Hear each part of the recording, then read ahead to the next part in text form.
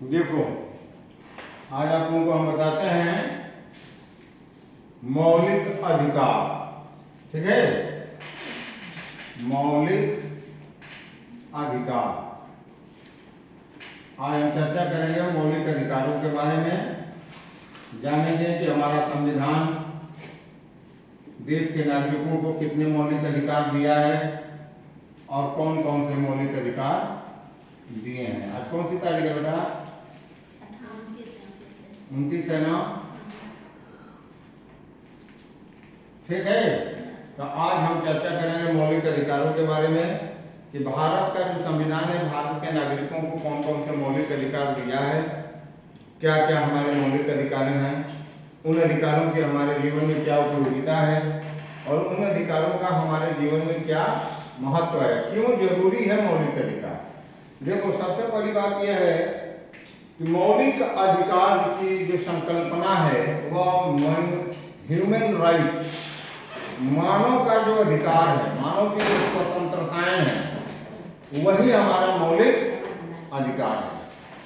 तो ये human right जो है, मानव का जो अधिकार है, मानव की जो स्वतंत्रता है, वह दुनिया का वह पहला ऐसा देश था इंग्लैंड। दुनिया का पहला ऐसा देश इंग्लैंड था जहां के नागरिकों को सबसे पहले, दुनिया में सबसे पहले इंग्लैंड ने अपने नागरिकों को कुछ स्वतंत्रताएं प्रदान की।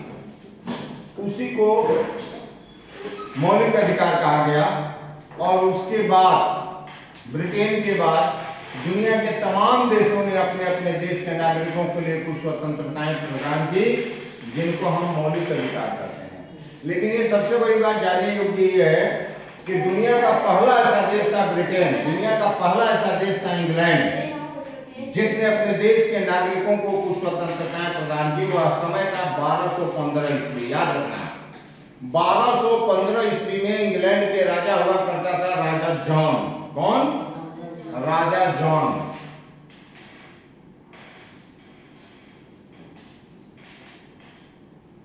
राजा जॉन जो है 1215 ईस्वी में इंग्लैंड के नागरिकों के लिए एक घोषणा पत्र जारी किया। वहां के पार्लियामेंट द्वारा, वहां के राजा द्वारा उस अधिकार पत्र को स्वीकृत कर लिया गया, जिसको कहा गया था मैग्ना कार्टा। क्या कहा गया था? Magna carta. इसको हिंदी में अधिकार घोषणा पत्र भी कहते हैं। क्या कहते हैं? अधिकार घोषणा पत्र। ठीक है, इसको एक नाम और दिया जाता है अंग्रेजी में, bill of rights. Bill of rights, RIGHTS, bill of rights. अधिकार से संबंधित यह घोषणा पत्र था, मानव अधिकार से संबंधित यह घोषणा पत्र था, जिसको 1215 ईस्वी में राजा जॉन ने स्वीकार किया। ठीक है, तो अगर आपके दिमाग में यह बात आ जाए, कोई पूछ दे आपसे या किसी परीक्षा में पूछ दिया जाए कि दुनिया का पहला ऐसा देश कौन सा था जिसने अपने देश के नागरिकों के लिए कुछ स्वतंत्रता या अधिकार दिया, मौलिक अधिकार दिया, तो वह था इंग्लैंड। और उस समय वहां के राजा थे जॉन और समय था 1215 ईस्वी। और जो वहां का बिल पास हुआ था उसको कहा गया था बिल ऑफ राइट्स या मैग्ना कार्टा या अधिकार घोषणा पत्र। इन तीन नामों से इसको जानते हैं। मैग्ना कार्टा के नाम से भी इसको जाना जाता है, अधिकार घोषणा पत्र के नाम से भी इसको जाना जाता है, और बिल ऑफ राइट्स भी इसको कहते हैं। तो सबसे पहले दुनिया का पहला ऐसा देश बना इंग्लैंड, जिसने अपने देश के नागरिकों के लिए कुछ स्वतंत्रताएं दी। और ये स्वतंत्रताएं व्यक्ति के लिए क्यों जरूरी है? स्किल डेवलपमेंट्स में कल मैडम आप लोगों को पढ़ा रही होंगी तो बताई होगी, है कि नहीं, कि मनुष्य का जो अपनी पर्सनालिटी है, आपका जो व्यक्तित्व है, इसके में निखार लाने के लिए, व्यक्तित्व को डेवलप करने के लिए, विकसित करने के लिए यह जरूरी है कि आपको कुछ स्वतंत्रताएं दी जाए। अगर आपको कुछ स्वतंत्रताएं नहीं दी जाती हैं, यदि आपको कुछ अधिकार नहीं दिए जाते हैं, तो आपके व्यक्तित्व में निखार नहीं आ पाएगा, आपके व्यक्तित्व का संपूर्ण रूप से जैसा हम चाहते हैं, जैसी हम परिकल्पना करते हैं, हम जैसा उम्मीद करते हैं कि हमारा व्यक्तित्व निखर करके किस तरह से समाज में उभर करके सामने आए, उस तरह से निकल नहीं पाएगा। इसके लिए जरूरी है कि व्यक्ति को कुछ स्वतंत्रताएं दी जाए। जब स्वतंत्रताएं दी जाएगी, जब आपको फ्री छोड़ा जाएगा, आपको कुछ आजादी दी जाएगी, आपको जब कुछ स्वतंत्रताएं दी जाएगी, तभी आप खुले मन से आकर के अपने व्यक्तित्व के विकास में सहायक हो सकते हैं। तो वही चीज है कि व्यक्ति को अपने व्यक्तित्व के विकास के लिए सरकार द्वारा या संविधान द्वारा दी जाने वाली स्वतंत्रता ही मौलिक अधिकार कहलाता है। क्लियर? आप समझ में आया कि मौलिक अधिकार किसे कहेंगे? कि किसी भी संविधान द्वारा या किसी भी सरकार द्वारा अपने देश के नागरिकों को दी जाने वाली स्वतंत्रताएं ही मौलिक अधिकार कहलाता है। तो मौलिक अधिकार क्या है? सबसे पहले कहाँ लागू हुआ? कौन सा देश अपने देश के नागरिकों को प्रदान किया? यह चीजें समझ में आया कि मौलिक अधिकार व्यक्ति को दी जाने वाली वह स्वतंत्रता है जिसके आधार पर व्यक्ति अपने व्यक्तित्व का विकास करता है। यानी व्यक्ति को अपने व्यक्तित्व के विकास के लिए दी जाने वाली स्वतंत्रता ही मौलिक अधिकार कहलाता है। और मौलिक अधिकार सबसे पहले इंग्लैंड के में राजा जॉन ने 1215 ईस्वी में मैग्ना कार्टा को पारित करके, यानी अधिकार घोषणा पत्र को पारित करके, बिल ऑफ राइट्स जिसको कहते हैं, पारित करके राजा जॉन ने अपने देश के नागरिकों को सबसे पहले स्वतंत्रता प्रदान की थी। और उसी को देख करके, उसी का अनुसरण करते हुए दुनिया के अन्य देशों ने अपने अपने देश के नागरिकों के लिए कुछ स्वतंत्रताएं प्रदान की, जिसको हम कहते हैं मैग्ना मौलिक। तो भारतीय संविधान के भाग 3 क में मौलिक अधिकारों की व्यवस्था की गई है। तो मौलिक अधिकार भारतीय संविधान द्वारा भारत के नागरिकों को कितने मौलिक अधिकार देता है? देखो, जो हमारा मूल संविधान बन करके तैयार हुआ था 26 नवंबर 1949 ईस्वी को, जो संविधान हमारा अंगीकृत किया गया, जिस संविधान नहीं अंगीकृत स्वीकार किया गया, लागू किया गया था 26 जनवरी 1950 को।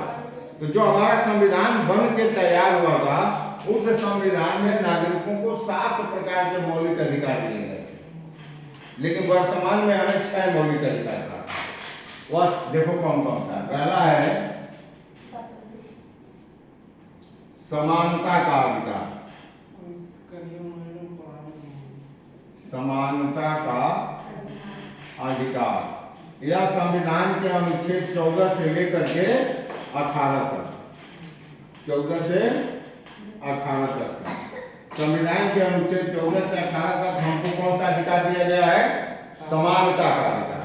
समानता का अधिकार क्या है? विधि के समक्ष समता और विधियों का समान संरक्षण। कानून के नजर में दुनिया भारत का प्रत्येक व्यक्ति एक समान है। कानून के नजर में भारत का प्रत्येक व्यक्ति एक समान है और कानून का संरक्षण प्रत्येक व्यक्ति को, कानून के नजर में भारत का प्रत्येक व्यक्ति एक समान है और कानून का संरक्षण भी प्रत्येक व्यक्ति को समान रूप से मिलेगा। इसमें किसी के साथ कोई भेदभाव नहीं किया जाएगा। दूसरी समानता कहता है कि धर्म, जाति, जन्म स्थान और लिंग के आधार पर किसी के साथ कोई भेदभाव नहीं किया जाएगा।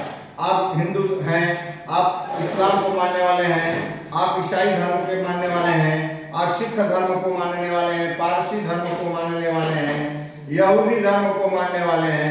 यानी धर्म के आधार पर या जाति के आधार पर कि हम ब्राह्मण हैं, आप क्षत्रिय, आप वैश्य हैं, आप शूद्र हैं, ठीक है ना?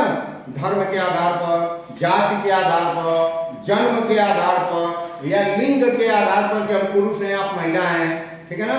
धर्म, जाति, लिंग या जन्म स्थान के आधार पर कि हम बिहार में पैदा हुए, हम यूपी में पैदा हुए, गोरखपुर में पैदा हुए, हम आंध्र प्रदेश में पैदा हुए, हम जम्मू कश्मीर में पैदा हुए, केरल में पैदा हुए, कर्नाटक में पैदा हुए, इस आधार पर भारत की सरकार भारत के नागरिकों के साथ कोई भेदभाव नहीं करेगी। ये पहली समानता है कि विधि के समक्ष समता और विधियों का समान संरक्षण। दूसरा कहता है कि धर्म, जाति, जन्म स्थान के आधार पर किसी के साथ कोई भेदभाव नहीं किया जाएगा। तीसरी चीज कहता है कि सरकारी पदों में अवसर की समानता। गवर्नमेंट द्वारा जो वैकेंसी आती है, गवर्नमेंट द्वारा जो आवेदन फॉर्म निकाले जाते हैं, उसमें भारत के समस्त नागरिकों को फॉर्म भरने का, परीक्षा देने का समान रूप से अधिकार है, उसमें किसी के साथ कोई भेदभाव नहीं किया जाता। और चौथा कहा गया है अस्पृश्यता का अंत किया गया। अस्पृश्यता मतलब होता है छुआछूत, छुआछूत को समाप्त किया गया। हमारे समाज में जो छुआछूत की प्रथा प्रचलित है उसको समाप्त किया गया और उपाधियों का अंत किया गया। यानी कि शिक्षा और सेना के क्षेत्र में छोड़ करके बाकी किसी भी क्षेत्र में किसी भी व्यक्ति द्वारा किसी भी व्यक्ति को किसी भी प्रकार की कोई उपाधि नहीं दी जा सकती। तो ये है आपकी समानता का अधिकार 14 से लेकर के 18 तक। कौन कौन सी समानताएं हैं बताया मैंने कि विधि के समक्ष समता और विधि का समान संरक्षण, धर्म जाति जन्म स्थान के आधार पर किसी के साथ कोई भेदभाव नहीं किया जाएगा, सरकारी पदों पर अवसर की समानता और अस्पृश्यता को समाप्त किया गया तथा उपाधियों को अंत किया गया, उपाधियों का अंत किया गया। ये आपको समान रूप से समानता का अधिकार आपका संविधान अनुच्छेद 14 से लेकर के 18 तक भारत के समस्त नागरिकों को देता है। बेटा पूछो, कुछ पूछना चाहते हैं? तो संवैधानिक अधिकार है, वो आपका फंडामेंटल राइट नहीं है और संविधान द्वारा दिया गया आपको अधिकार है। ठीक है ना? तो ये क्या है समानता का अधिकार। उसके बाद से दूसरा आपको अधिकार दिया जाता है स्वतंत्रता का अधिकार।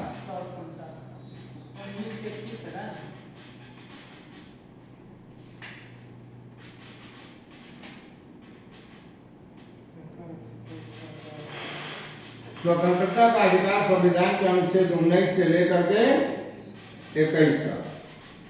ठीक है ना? 19, 20, 21, 19, 20, 21 ये 3 प्रकार की स्वतंत्रता है। इसमें क्या है? भ्रमण की स्वतंत्रता, यानी कि भारत के किसी भी भूभाग में आपको घूमने जाना हो, भ्रमण करने जाना हो तो सरकार से परमिशन लेने की जरूरत नहीं है। लेकिन देश छोड़ करके कहीं बाहर के देश में जाना है तो आपको पासपोर्ट लगाना पड़ेगा, वीजा लगाना पड़ेगा, तब न जाएंगे, चाहे वो ट्रेवलिंग वाला हो चाहे नौकरी वाला हो। लेकिन भारत के किसी भी राज्य में आपको जाना है, भ्रमण करना है, घूमना है तो क्या गवर्नमेंट से आपको परमिशन लेना पड़ता है? तो भ्रमण की स्वतंत्रता है। दूसरा है वाक स्वतंत्रता, बोलने की स्वतंत्रता, अभिव्यक्ति की स्वतंत्रता।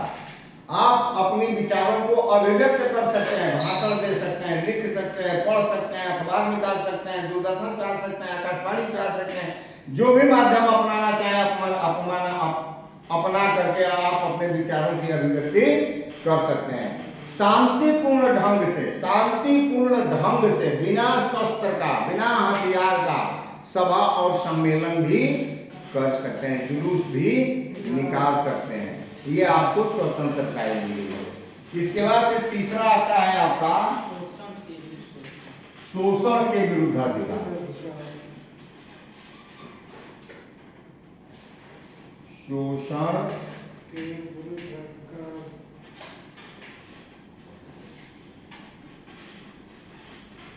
शोषण के विरुद्ध अधिकार आपको अनुच्छेद 22 और 22, 23, 24 भी है, हैं?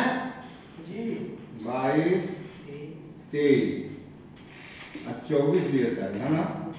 हैं? 3 है ना? क्या जी? क्लियर हो?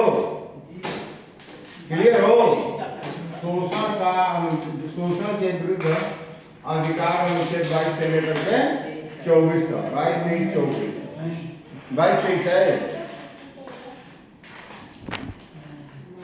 12 से 35 तक शोषण के विरुद्ध अनुच्छेद 23, 24। हाँ देखो ये गलत है, नहीं, हाँ ये है 19 से 22 तक गलत बोल, बीच में मत बोला करिए। स्वतंत्रता का अधिकार अनुच्छेद 19 से 22 तक है, 19 से 21 आप बोल दिया, हम लिख लिए 21 नहीं है। स्वतंत्रता का अधिकार अनुच्छेद 19 से लेकर के 22 तक है। 5 प्रकार की स्वतंत्रता है, 19, 20, 21, 22, 19, 20, 21, 22, 4 प्रकार की स्वतंत्रता है। ठीक है ना? और शोषण के विरुद्ध अधिकार अनुच्छेद 23 और 24 में शोषण के विरुद्ध अधिकार क्या है कि किसी भी सार्वजनिक स्थान पर किसी भी 14 वर्ष से निम्न छोटी आयु के बच्चों से किसी भी जोखिम भरा काम आप नहीं ले सकते। किसी भी सार्वजनिक स्थान पर, किसी भी होटल में, किसी कारखाने में 14 वर्ष से कम आयु के बच्चों से जोखिम भरा कार्य आप नहीं ले सकते हैं, पहली चीज। उसके बाद से बेगारी नहीं आप करा सकते। बेगारी मतलब कि काम करा करके उसको आप मजदूरी न देना। कहता है ना कि बेगारी कराना। बेगारी कराना मतलब क्या है कि हम आपसे काम तो ले लिए, लेकिन उस काम के बदले आपको पारिश्रमिक हमने नहीं दिया। तो इसके खिलाफ आप न्यायालय में जा सकते हैं, इसके खिलाफ आप थाने कोतवाली में जा सकते हैं, हमारे ऊपर मुकदमा कायम हो सकता है, हमें जेल भी हो सकता है, हमें दंड भी दिया जा सकता है। लेकिन अगर आप जागरूक रहेंगे तो केवल ऐसा नहीं कि किताबों में वर्णित कर दिया गया, संविधान ने आपको इन अधिकारों को दे दिया, हम पढ़ लिया और किताब की पोथी बंद करके रख दिए, तो ऐसा कुछ होने वाला नहीं। इसके लिए हमें और आपको जागरूक होना पड़ेगा, इन अधिकारों को जानना पड़ेगा और इन अधिकारों को प्राप्त करने के लिए हमें लड़ना पड़ेगा। अधिकारों के लिए लड़ना पड़ता है, बिना लड़े अधिकार आपको मिलते नहीं है, ये जान लीजिए।